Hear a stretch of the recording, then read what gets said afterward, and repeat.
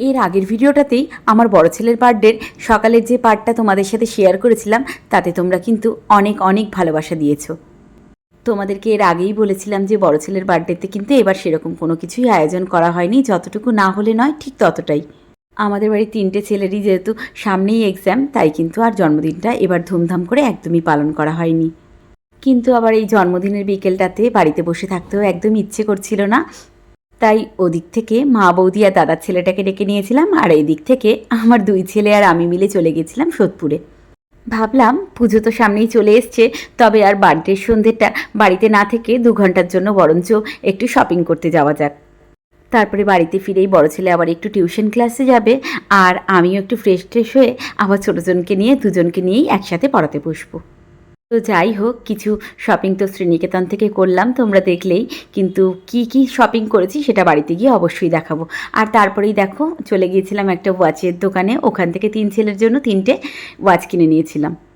তো বেরিয়েছি যখন বাইরে, তখন খালি মুখে তো আর ফেরানো যাবে না, আর মিয়ামরটা যেহেতু একদম কাছে, মানে খেতে গেলে একদম বেশি সময় নষ্ট হয় না, তাই কিন্তু মিয়ামর থেকে কিছুই টুকটাক স্ন্যাক্স খেয়ে নিয়েছিলাম।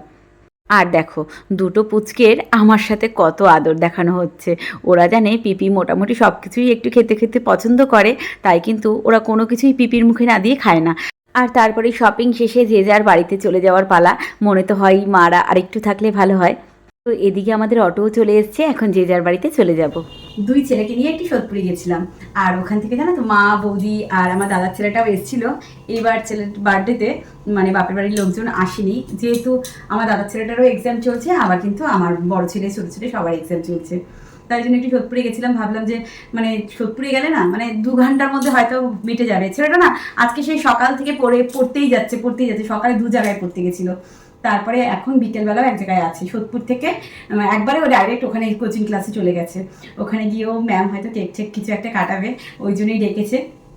আর বড় ছেলের জন্য আরেকটা প্যান্ট কিনলাম। মায়ের কাছে তো আবদার সবসময় থেকেই যায়, মা আর একটা প্যান্ট কিনে দাও। তাই বললাম ঠিক আছে চল তাহলে কিনে দিচ্ছি। আর ওদিক দিয়ে মা বৌদিকেও বললাম যে তোমরা আসলে না, ভালো লাগছে না, তা তোমরাও চলে আসো।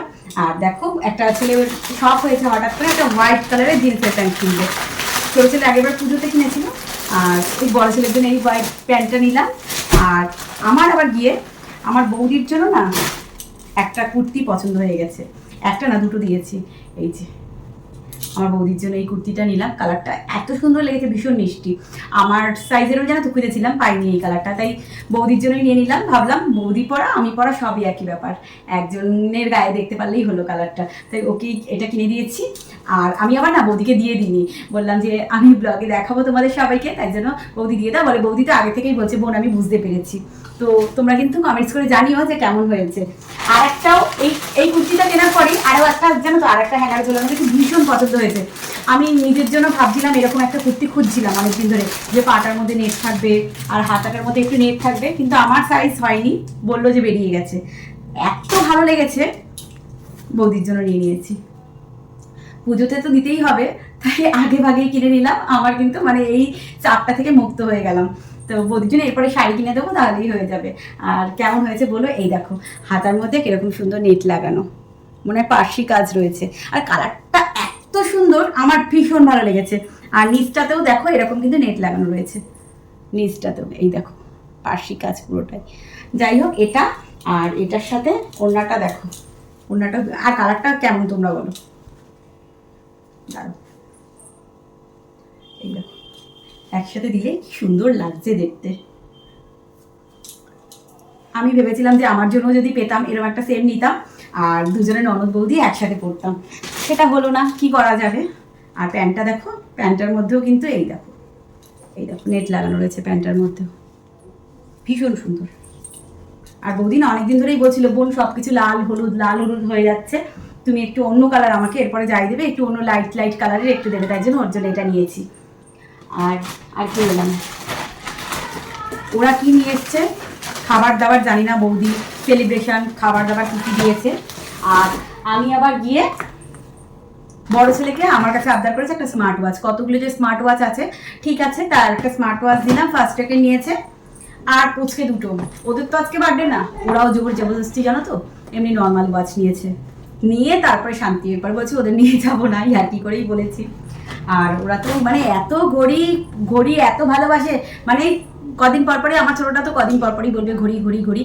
তাই যাই হোক, তো আমি যখন মানে বাড়িতে চলে এসেছি আর একটু হাজব্যান্ডের সাথে একটু দোকানে বসলাম, একটু দেখা করলাম, পরে চলে এসেছি। তাই ভাবলাম যে তোমাদের একটু ওই জিনিসগুলো শেয়ার করে দিই। আর ওর মামা আবার মানে মায়ের কাছে টাকা দিয়ে দিয়েছিল আর বলেছে যে ভাগনার জন্য কেক কিনে দিতে। তো সেই কেকটা দিয়েছে, ওই কেকটা রাতে কাট করবো। বড় ছেলে আগে কোচিং ক্লাস থেকে আসুক, এসে তারপরে কাট করবে। আর আমি তো এই জিনিসগুলো শেয়ার করে দিয়েছি, কেমন লাগলো তোমরা কমেন্টস করে জানিও। আজকে না বার্থডে ব্লগটা বোধহয় একটু বেশি বড় হয়ে যাবে, যাই হোক একটু কষ্ট করে দেখে নিও। আর আমার এই ব্লগগুলো তোমাদের কেমন লাগছে জানিও। আর এরপরে আবার দেখা হচ্ছে ছেলে যখন কেক কাটবে তখন। আর তারপরে কিন্তু ব্লগটা আর বেশি বড় করব না, তাড়াতাড়ি শেষ করে দেবো। হ্যাঁ, তো দেখতে থাকো, আশা করছি ব্লগটা তো ভালো লাগবেই তোমাদের। আমার সব ব্লগ যেহেতু তোমরা এতটাই পছন্দ করছো, তাই কথা দিচ্ছি এই ব্লগটাও কিন্তু তোমাদের ভালো লাগবে। ওর মামাদের বার্থডে কেকটা দিয়েছে, ওই কেকটাই এখন সাজিয়ে দিচ্ছি। সেটা এখন কেক কাটিং করবে।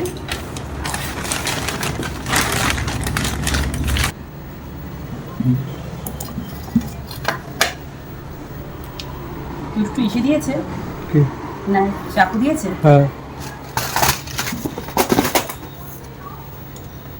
আর এই দেখো সাথে আজকে বেগুন পেয়েছি, এত ছাদ থেকে প্লাস্টিকে করে আনতে হয়েছে। চল যাওয়া যাক।